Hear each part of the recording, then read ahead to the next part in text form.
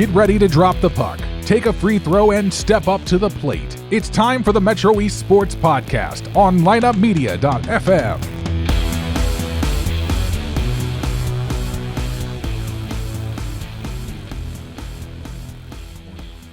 Okay, guest number 3 tonight. Busy night here at the Metro East Sports Podcast. Colton Rhodes. Colton Rhodes, the only undefeated football coach in the 618 from Collinsville High School. But before I talk to Colton Rhodes, I got to talk about, of course, Callaway Home Loans. Andy Callaway of Callaway Home Loans saves me money every month now, and he'll save my family thousands in the long run. How? He refinanced my existing mortgage, and he can do the same thing for you. Rates are still really low, and you need to take advantage of an easy, fast, and affordable way to refinance. Andy does conventional, FHA, and VA loans. And ask for the MESP special.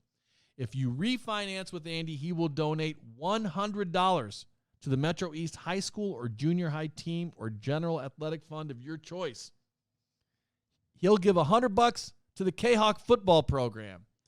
He'll give $100 to Edwardsville High School volleyball, if you listened to Emma Garner just a minute ago. He'll give $100 to Granite City cross country and Coach Rich Skirball. Your choice. Call Andy today at 618-830-3332. Save money and support your favorite team in the Metro East. Okay. Guest number 3 tonight from Collinsville High School, from the undefeated Kahawk Gridiron. Welcome to the show, Colton Rhodes. Awesome. Thank you. I'm happy to be here. You're happier to be 5-0. Oh, no doubt about it. That's been a good feeling all season. That makes everything a little bit sweeter. That makes the sunshine a little bit brighter, knowing that you are undefeated. And not only are you undefeated at Collinsville High School, but you had a 7-point first week victory over Belleville East, 13-6. That's a good close win. And then you back it up with a 10-7 win over Triad. And at that point, you had to be thinking, we're on to something here. Oh, yeah. No, we were feeling great because, preseason, obviously the coaches are going to look at the schedule. And I looked at my schedule and I saw East, Triad, Alton, first 3 games. I'm like, man, we're going to start off pretty tough here. That's going to be one we got to, hopefully get some close games out of these, thinking about it over the summer. And we come out with 2 quick victories right at the beginning and, very close games, a little nerve-wracking there, but that felt good. And then the last 2 weeks, or weeks 3 and 4, you outscored your opponent 90-14 in Alton and Charleston, with a shutout against Alton and a 49-14 win against Charleston. I mean, you guys are rolling. Yeah, no, we got the offense there humming finally in weeks 3 and 4 because our defense was carrying us weeks 1 and 2, and then obviously our defense didn't let up any in weeks 3 and 4 either. But it was nice for the offense to catch up to them and do their job as well. And you're in year number 1 as the head coach there too. Yep. And yeah. that makes this even more special for you, I got to imagine. Oh, absolutely. I walk in and you get to the school and everybody's like, man, coach, this is awesome. What are you doing different? And I don't have too many answers for them. I'm just doing my best at this point. What are you doing? What is your best? How would you describe your coaching style? What's going on there with your program?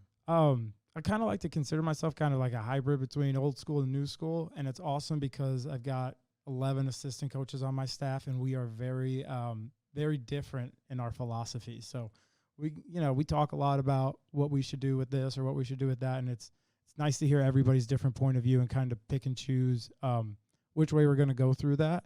So we've got some hard-nosed coaches on our staff too, but we've also got some new school guys that are more into, we got to keep the legs fresh, don't want to hit too much. So we're trying to live a healthy balance right there between those 2 lines, and I'd say it's working for us right now. Good for you.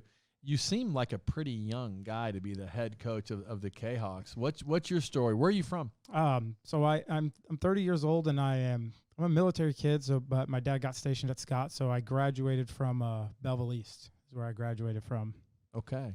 And you played football at East? Yeah, I played football at East. I graduated in 2009, so my head coach was Tim Funk. Awesome guy. Loved Coach Funk, playing for him and everything. And what did you play in high school? What position? So I played tight end for the most part in high school, and bit undersized for myself. I'm 6 foot 200, and when I was in high school, and that's pretty undersized for a tight end in the Southwestern Conference. I'll tell you that. But I enjoyed my time there playing with Coach Funk. No college football for you? No college football. I went to Missouri State, and I thought freshman year, let's try and walk on. I get there, I'm doing the walk on stuff, go through some practices, and I realized that I was undersized in the Southwestern Conference. And then also, once you realize you're undersized in Southwestern Conference, you're definitely undersized in FCS football, that's for sure. So once I decided that, college football probably wasn't for me, I dipped right into coaching right when I was in college as quick as I could. Yeah, I started volunteer coaching around at middle schools and high schools in Springfield, Missouri, just to kind of, get my toes wet and see if I liked it, and I definitely did, so. I tell you what, I'm so glad you said that. I say this all the time to the kids in my class because in American Lit, I try to coach them on future careers. And I tell them all the time, if you want to get involved in a field, if you have no idea where to start, go volunteer. You wanted to be a football coach, so you went and volunteered. Yeah. And that showed you that you loved it. Oh, absolutely. And you learned, and I'm sure you made some great contacts. Oh, yeah, definitely, absolutely. I mean, through volunteers, that's how I got, my first coaching jobs, like actually getting paid doing it. So they've helped me a lot all along the way, and it's definitely contacts that I keep today. If I have a football question that I want to ask and I want to, talk to one of my former head coaches, Coach Hester or something in Stratford, Missouri, I'll send him a text and be like, hey, what do you think about this? And you love it. You love absolutely. coaching. What do you love about coaching? Obviously we love going to the games, we love winning, but so much of it of coaching for me is about building the relationships with the kids. And I think that's starting to show here in Collinsville, is that I love working with these kids and trying to see them grow, whether it's on the field or whether it's just outside the field and in the classroom or as a person themselves. So coaching for me, I get to do all of those things with all these kids. And at Collinsville, there's kids from every different background. So you get, any type of kid that you want to work with, they're all at Collinsville. You'll find every single diverse kid there if possible, and getting to, kind of change their lives or shape their lives some way or another, that feels great to me with coaching. And are you teaching there? Yeah, so I'm teaching PE there. This is my first year at the high school. The past 3 years, I've been teaching at the middle school in Collinsville. Okay. And are you doing any kind of athletic PE, any kind of lifting and training with your kids during the day? Yeah, so I only teach athletic PE. So it's nice. Me and Coach Burgess, the track and field throwing coach, we teach all the athletic PE at Collinsville right now, so it's kind of nice. So I see all of my kids all day long. That's fantastic. Oh, yeah. Are you able to recruit kids during PE? Does that help you? Like, are you able to say, hey, you know what? I see you over there bench pressing 320. How about you come be my next linebacker? Yeah, I wish I had some more kids bench pressing 320, but no, it's definitely been nice because it's funny. I've got kids, walking around the hallways now and like, hey, coach, when am I going to get my pads? And I'm like, hey, next season, I'm all for it. But right now we're in this one. We're going to wait this one out, and as soon as the season's over, though, we'll get you in there for the off-season stuff. I'll tell you that. Okay, I want to talk more about the culture, more about the vibe, because I just feel like you got to be smiling all day long, and I'm sure you got to find a way to keep smiling when and if you lose. Because maybe you'll be the first coach to go like 10,000-0 and never lose a game. But when you get that first loss, the tea's not going to be quite as sweet the next morning. But, I'm sure you're going to keep that positive vibe there in Kahawk land. But let me talk about Keller Williams Marquee. Excuse me. If you're looking to buy or sell a home in the Metro East on the Illinois or Missouri side, please give our partners at Keller Williams Marquee, Jeb and Ginger Blasting Game, the chance to serve you. They have offices in Waterloo, O'Fallon, and Edwardsville with more than 130 agents. The Blasting Games are a family-owned business that has helped over 5,000 families find just the right home. The Lipes are one of those families. Jeb and Ginger sold our house quickly because they're experts at staging and pricing, and they helped us find the perfect home. And they can do the same for you. No wonder they're ranked in the top 10 real estate teams in North America. Give Jeb and Ginger Blasting Game a call at 618-578-9276 or check them out online at blastinggamegroup.com. They're the best. Trust me. All right. Back to you, Coach. So let's talk about some of the studs you got on that team this year, because you and I were talking about talking off mic here, and I said, who are the guys that are really getting it done for you? You mentioned Jerry Richardson, Colby Anderson, and Darren Pennell, among others.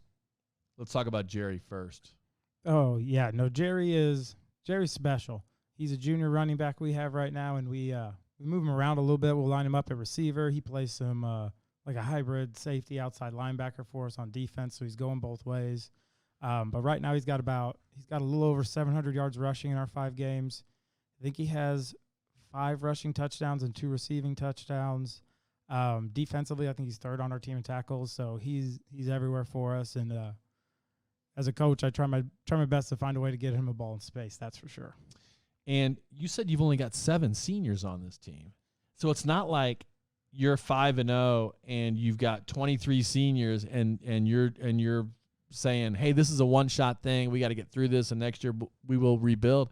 It sounds like a lot of your talent is young. Yeah, no, we got 7 seniors, and for the most part, they all play a big role on our team. Like both our starting left tackles are seniors. We got 2 wide receivers, our outside guys that are seniors, and we got a linebacker and then 2 defensive linemen that both play a lot for us. So we're going to miss them when they're gone, but we are very young everywhere else. We've got a couple sophomores going both ways, and then we got a ton of juniors, especially on the offensive and defensive line. It sounds like the majority of your kids are playing both sides of the ball.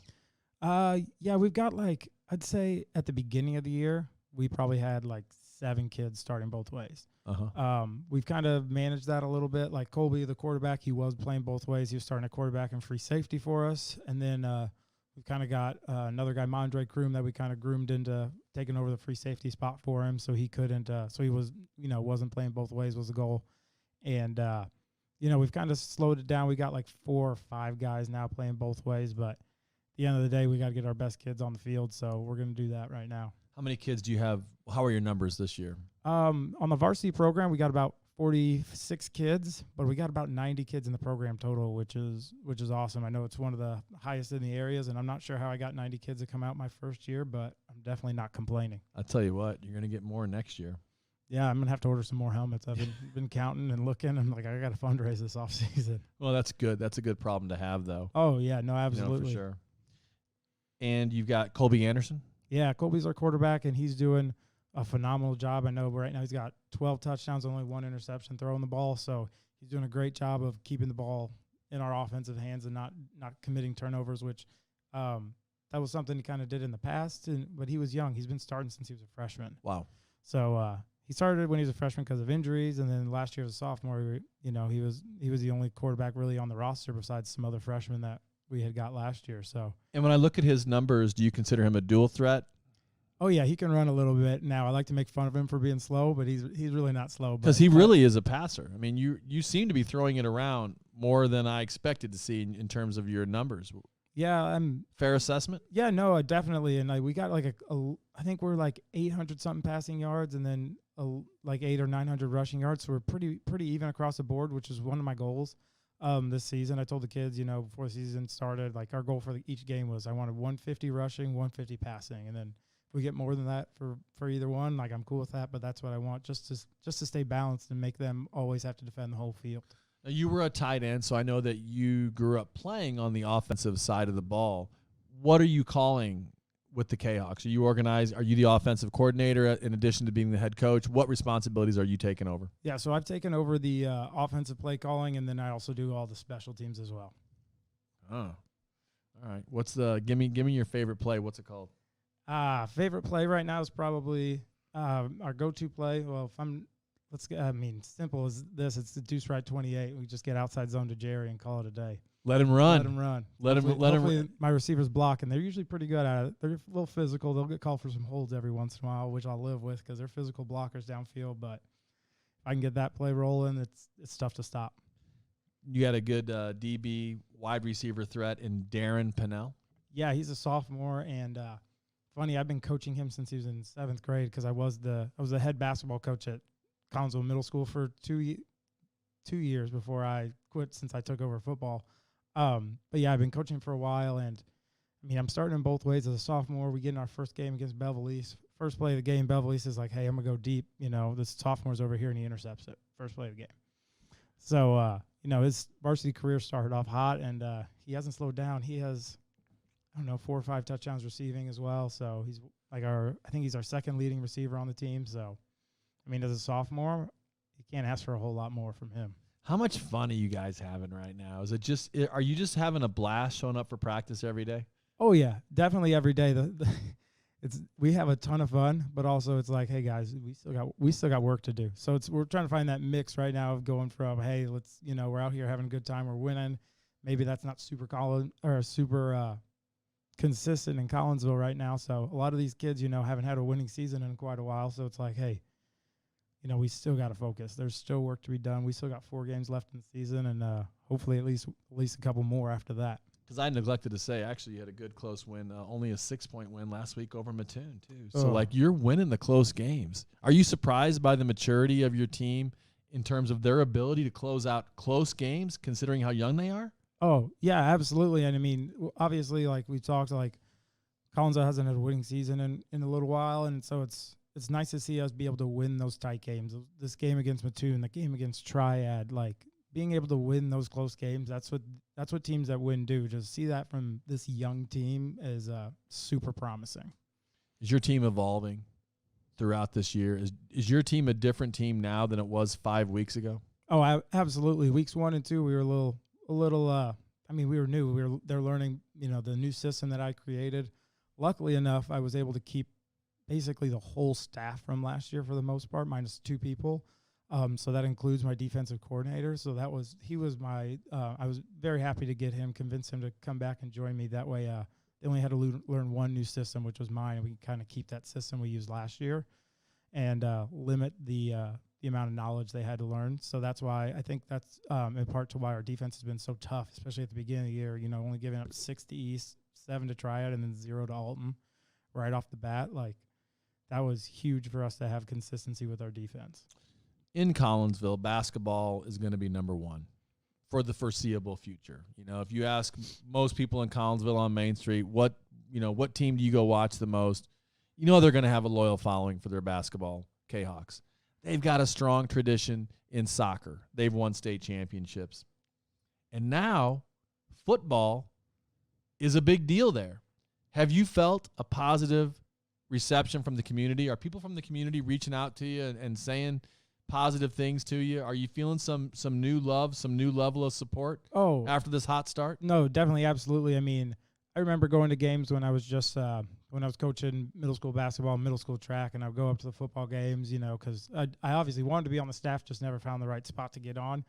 And, I'd go to the games, and there'd be fans there at the start, and then, they'd slowly die out as the season went on. But now this year we've got packed stands all the time. Last week we had that 2-hour bus ride to Mattoon, and Keller Farms reached out, and they were like, hey, I know you guys got a long bus ride. You guys are doing great. Let me make sure you have some food for the boys on the bus. Here's a couple $100. And then First National Bank of Edwardsville did the same thing for us. So wait, First National Bank of Edwardsville? No, I'm sorry. I misspoke. Excuse me. First National Bank of Waterloo in Collinsville. Waterloo, yeah. I misspoke. Let's get that right. First Bank of Waterloo. Yes, sir. Thank you. Thank you for correcting me. I appreciate that. Okay, that's all right.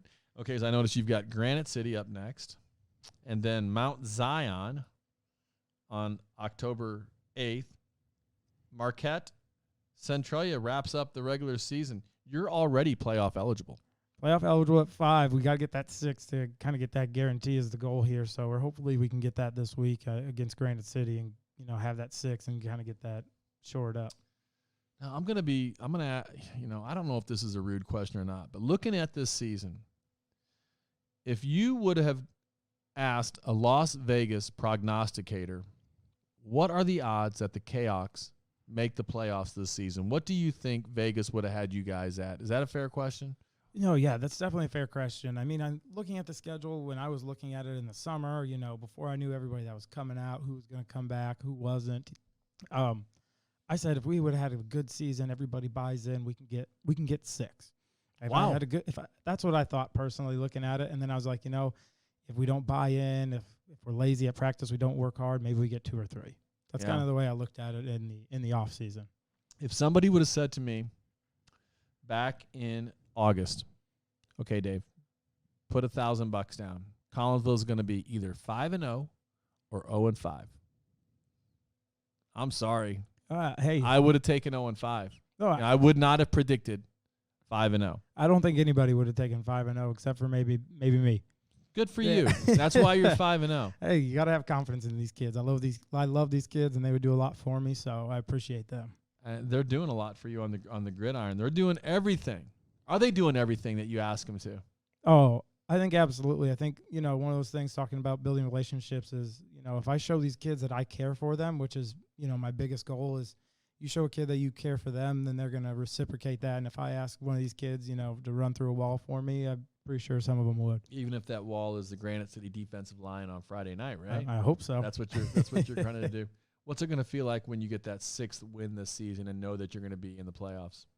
Is that a guarantee? Is a 6 win? Is that it? I mean, 5 wins I thought was makes you playoff eligible. Yeah, and then like some of the teams that go 5-4, they make it, but usually not all of them make it at 5-4. So I think at 6, I'm pretty sure everybody's always made it if they had 6 wins. Yeah, pretty tough not to be included. What's it going to feel like when you get that 6th win and know that you're going to be in the playoffs? Man, that's going to feel great because now that's kind of the talk of the town right now is, hey, they got 5. Are they, when are they going to get 6? Are they going to get 6?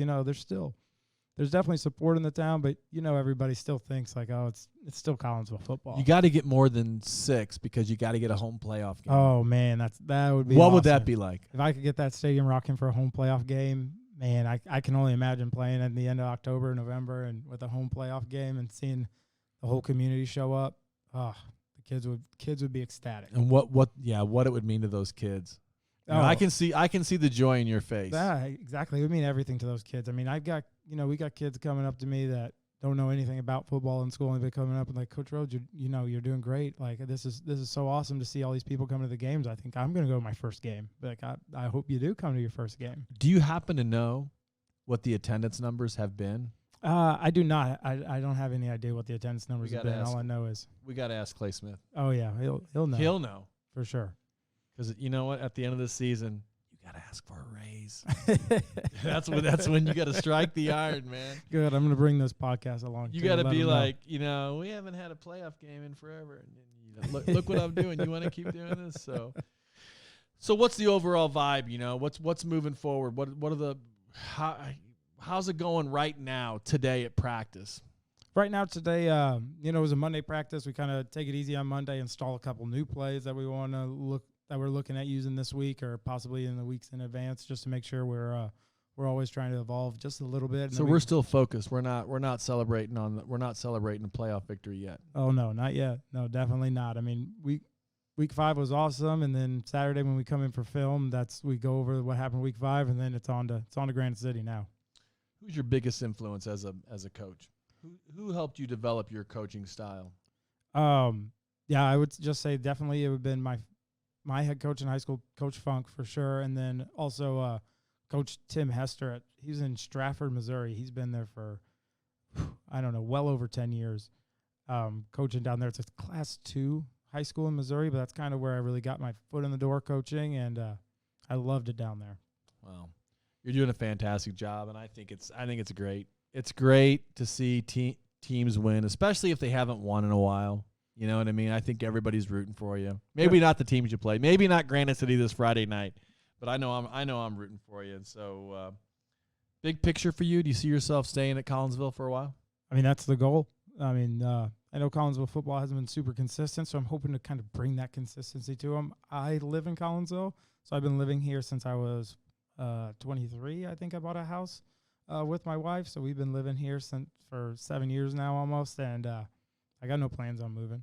Yeah, I think that matters too. I think being a part of the community and the people in your community see that. Yeah, I think it matters. Oh, definitely. And it's nice. Now, I mean, my wife kind of makes fun of me because now whenever we leave the house, I'm be like, "Oh, hey, Coach Rhodes," and you're a celebrity. How's it going? You're a celebrity now. I wouldn't go that far yet, but every time you go to the White Castle and the Bandanas barbecue down there in Collinsville, you're like the man. Where else? I live in Collinsville. Yeah, I live in Glen Carbon, but it's Collinsville School District in which I live right there. So we're fellow Kahoks, yeah, kind of. Exactly. Yeah, sort of. Sort of. We'll get you over there. All right. Maybe when I retire, I'll come over to Collinsville. And what can I coach? Can I coach the kickers? I can kick. I played soccer. Yeah, there you go. I can find a spot for you.